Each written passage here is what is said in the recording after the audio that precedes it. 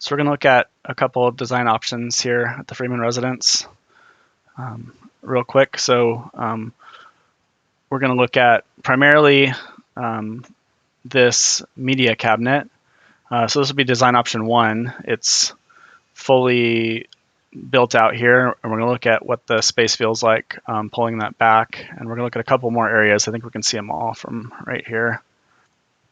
So I also want to look at design option for the floating shelves and the hood height. So let's look first at the media cabinet. So this is, let's say this is option 2. You can see it's pulled back here from the location where we had it before. So we're just going to look at it from a few views. I think maybe the most important view is what it feels like in the dining room right here.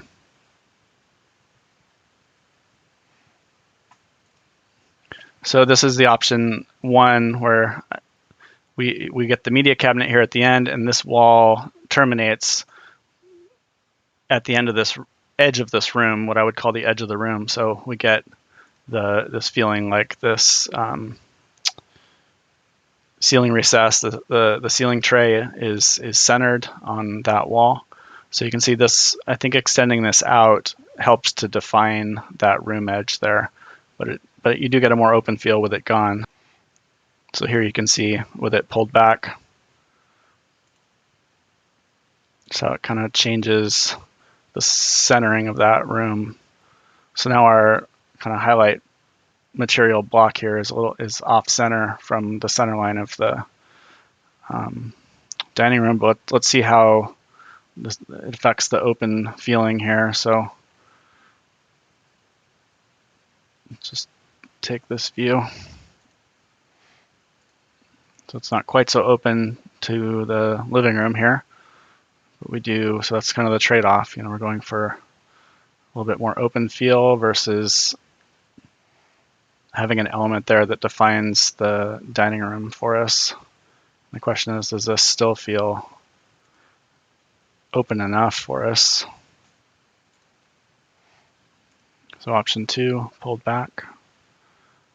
See what that feels like as far as openness of the living room. Maybe centered right here in the kitchen.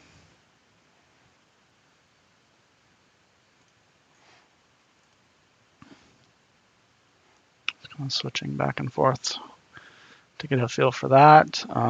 So let's go look also, this affects the living room. So I'll make this other point as far as the space we gain in the living room. I think we're primarily, because the seating layout I think is a good layout here, and I think there's enough room to get behind the chair. So when we pull that back, I think we're primarily getting more circulation space, and we might even put a piece of furniture here, which I think just see how the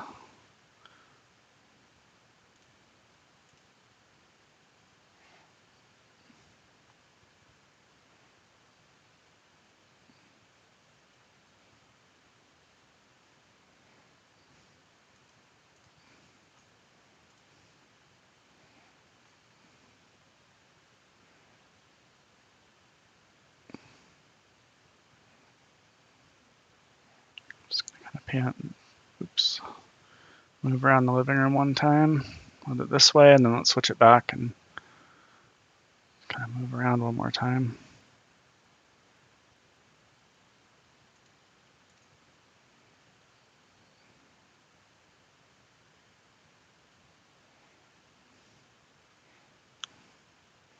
So that's the difference of feel in the living room. I'll do the same thing in the dining room here. So here's what it extended. Let's just get a feel for the dining room here, what that feels like.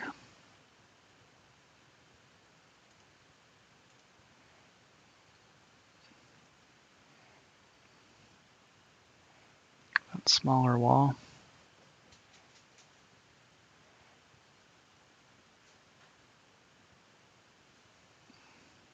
Let's do the same thing for the kitchen here.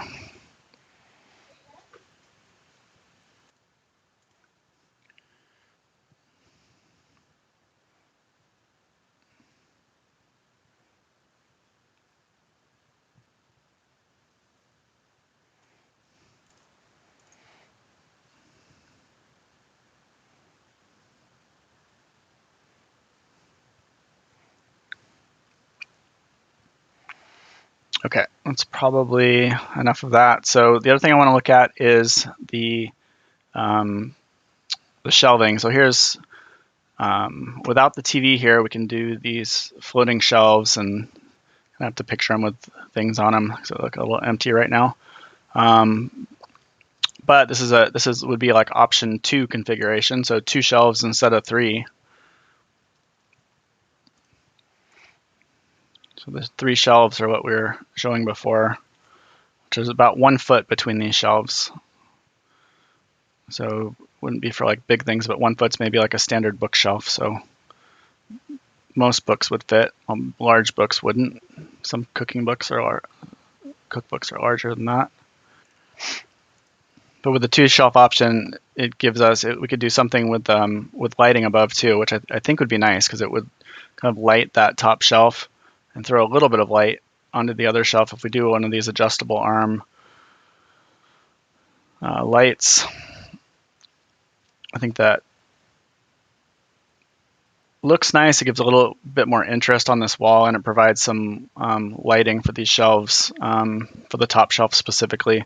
So we could do an LED light underneath the shelves, but to get light on that top shelf, we could do a wall sconce or even put a can in the ceiling there to light that top shelf.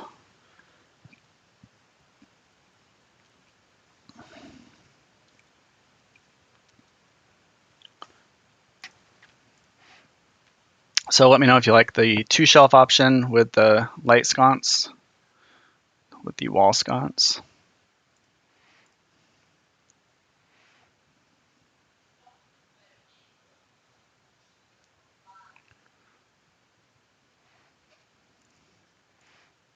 Or kind of what we had before, the 3 shelf option. And there's still the option of having the TV there. We have the outlet there.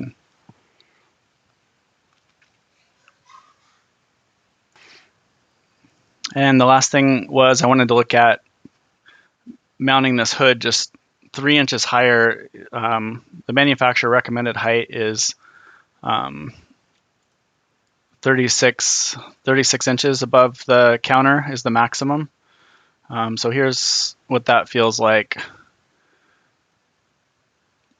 I'll try and stay at standing height here. To me, it just makes a huge difference aesthetically to raise it a little bit, because this is just kind of right above your eye height, your eye level.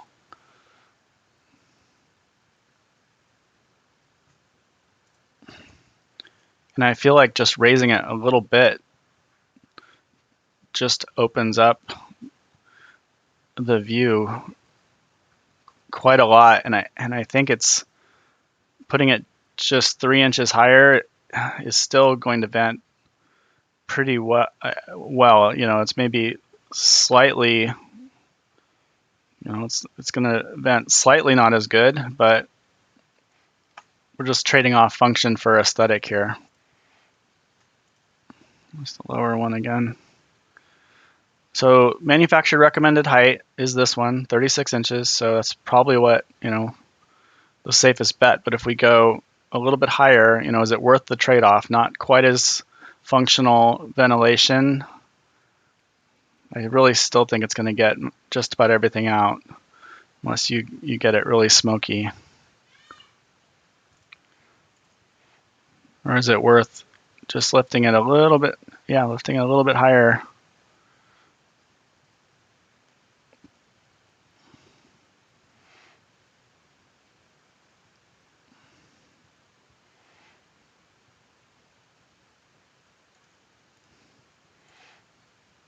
So let's talk about this one.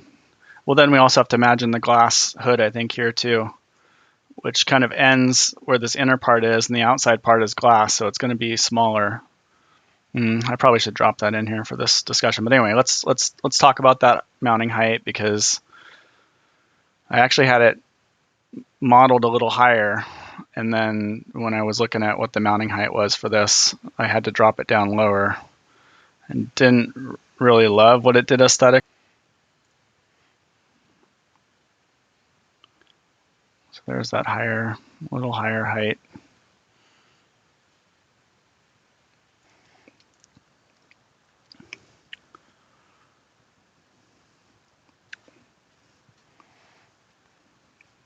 All right, so let's